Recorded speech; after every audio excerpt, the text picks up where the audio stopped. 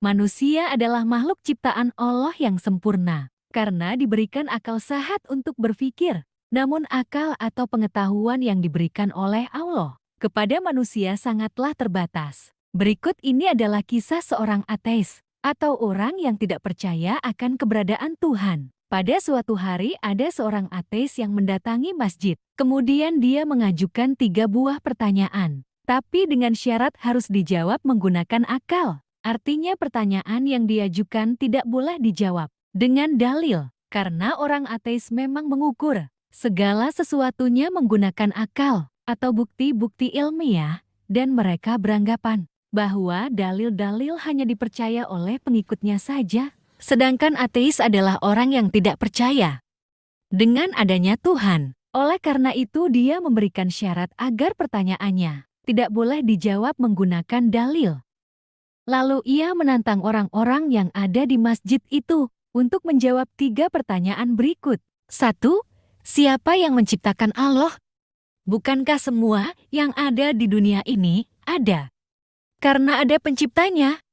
Bagaimana mungkin Allah ada jika tidak ada penciptanya? 2. Bagaimana mungkin manusia bisa makan dan minum tanpa buang air?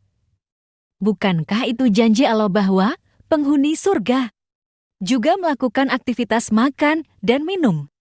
Jangan dijawab pakai dalil, tapi pakai akal. Ketiga, ini pertanyaan ketiga. Kalau iblis itu terbuat dari api, lalu bagaimana bisa Allah menyiksanya di dalam neraka? Bukankah neraka juga dari api? Sejenak para jamaah terdiam dan saling berpandangan. Kemudian ada seorang pemuda berdiri dan mulai menjawab satu persatu pertanyaan yang diajukan sang ateis. Ini adalah jawaban dari pertanyaanmu yang pertama. Apakah engkau tahu dari angka berapakah angka 1 itu berasal? Sebagaimana angka 2 adalah 1 tambah 1, atau 4 adalah 2 tambah 2.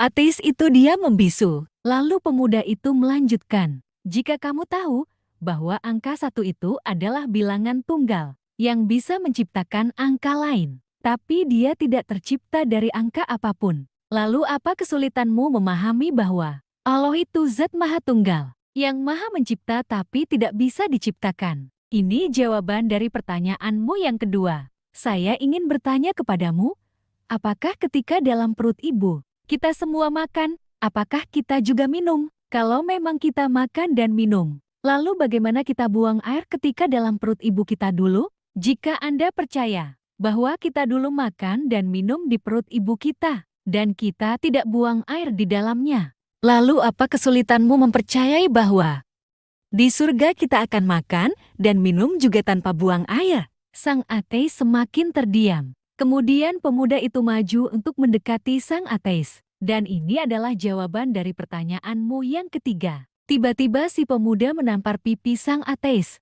sampai sang ateis marah dan kesakitan. Sambil memegang pipinya, pemuda itu berkata lagi, tanganku ini terlapisi kulit, tanganku ini dari tanah, dan pipi Anda juga terbuat dari kulit dan dari tanah juga. Lalu jika keduanya dari kulit dan tanah, bagaimana Anda bisa kesakitan ketika saya tampar? Bukankah keduanya juga tercipta dari jenis yang sama? Begitu juga dengan setan yang terbuat dari api, yang disiksa di dalam api neraka. Sang ateis melongok saja, ternyata ketiga pertanyaannya bisa dijawab juga dengan menggunakan akal. Dan kemudian sang ateis melangkah keluar masjid, tanpa sepatah kata pun. Sahabat, pemuda tadi memberikan pelajaran kepada kita bahwa tidak semua pertanyaan yang terkesan mencela atau merendahkan agama kita hadapi dengan kekerasan. Dia menjawab pertanyaan sang ateis dengan cerdas dan benar, sehingga sang ateis tidak mampu berkata-kata lagi atas pertanyaannya. Itulah pemuda yang islami,